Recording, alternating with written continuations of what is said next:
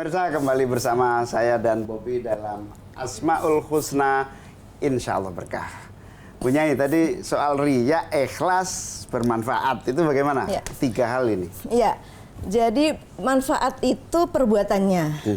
Riya dan ikhlas itu sikap hati dan batinnya, sikap spiritualnya. Riya dan ikhlas ini lawan kata. Ya, riya adalah melakukan sesuatu bukan karena Allah, tetapi karena manusia. Sekalipun kelihatannya ibadah, tetapi kalau tujuannya karena manusia, berarti dia turun derajat. Ibadahnya mungkin bisa diterima karena memenuhi syarat rukun, tetapi belum tentu berpahala karena dia nggak nyambung sampai ke Bahkan Allah. cenderung dianggap syirik kecil itu ya. Syirik Riya kecil, namanya. riya. Tapi kalau ikhlas itu kan kita berbuat yang benar dan baik, kembali lagi benar dan baik. Maka nggak ada ceritanya orang korupsi ikhlas itu. Karena korupsinya sendiri itu sudah perbuatan yang tidak masuk dalam kualifikasi ikhlas. Satu, perbuatannya baik, dan kemudian baiknya itu untuk Allah Subhanahu wa Ta'ala. Nah, kemudian kembali kepada niat. Allah sendiri kalau kita misalnya bersedekah, itu punya pilihan kok, intubdus shadaqat fani immahi. Kalau kamu bersedekah, kemudian sedekah itu terlihat, itu bagus kok. Tapi wa intuhuha wa tu'tuhal fuqara fahuwa khairul lakum.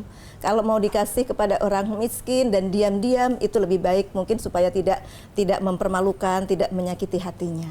Artinya perbuatan yang tampak itu tidak selalu riya.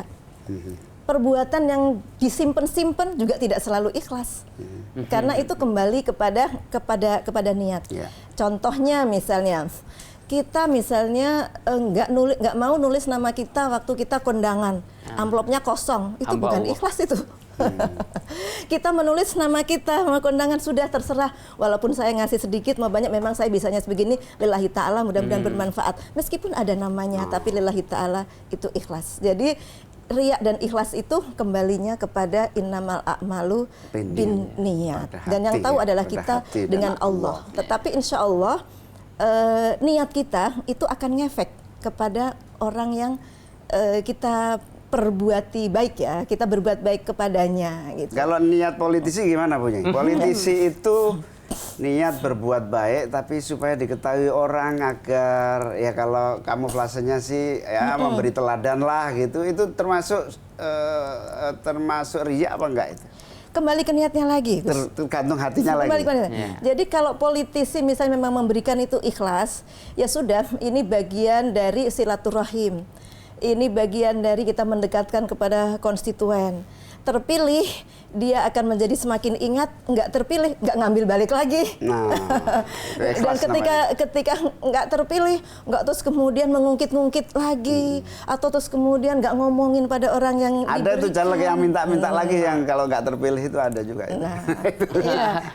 Iya, itu jadi ukuran keikhlasan itu memang yang tahu sebenarnya hanya kita dan Allah Subhanahu wa Ta'ala. Kembali ke hati dan niatnya. Kembali kepada hati yang dan tahu niat. Dirinya dan Allah. Dan Allah Subhanahu wa Ta'ala. Bahkan orang sholat sekalipun belum tentu loh itu ikhlas. Bisa jadi sholat karena di depan mertua, calon mertua. Wah, maka sholatnya sehusuk-husuknya. Dapat sih sholatnya gugur. Syarat rukunnya kan sudah terpenuhi. Tapi pahalanya kan belum tentu. Jadi ikhlas itu terkait dengan diterimanya suatu amal di sisi Allah. Bukan terkait dengan sah dan tidaknya amal. Sah tidaknya amal itu urusan fikih. Ikhlas itu urusan tasawuf. Wow. Gimana kamu nanya? Ada, saya bertanya. Sekali lagi aja. Kalau kita ingin bermanfaat tapi melebihi batas kita, kan Allah bilang bahwa berfirman la yukallifullahu nafsan illa wus'aha.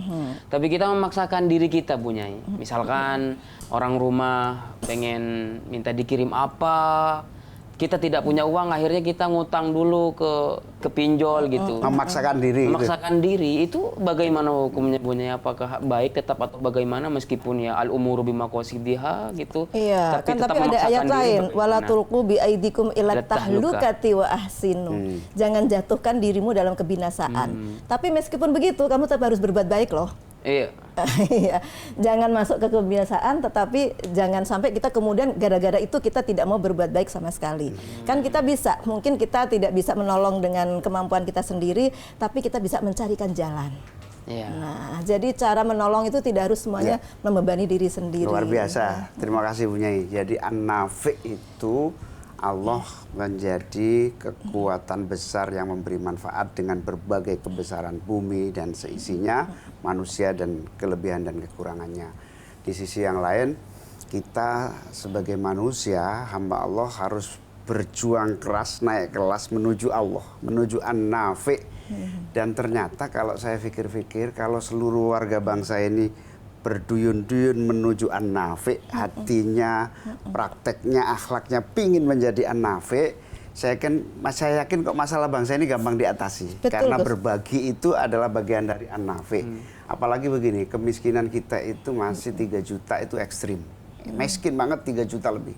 Nah, kemiskinan pada umumnya masih 24 juta, besar sekali. Nah, kalau kita semua menuju An-Nafi, menuju Allah, saya kira bukan hanya negara mungkin menyelesaikan kemiskinan ekstrim bisa dalam waktu dekat.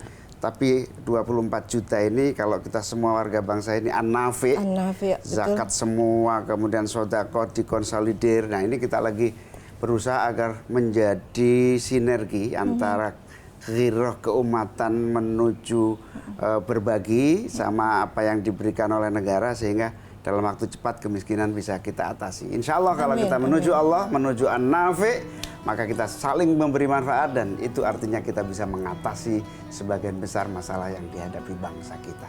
An-Nafi, mari kita menuju kepada bermanfaat buat sesama, buat seluruh warga bangsa, buat sesama muslimin dan muslimat.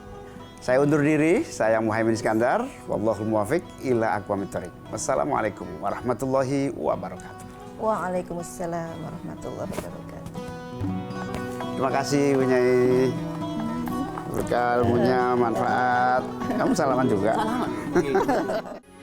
Metro TV. Jelajahi cara baru mendapatkan informasi. Download Metro TV Extend sekarang.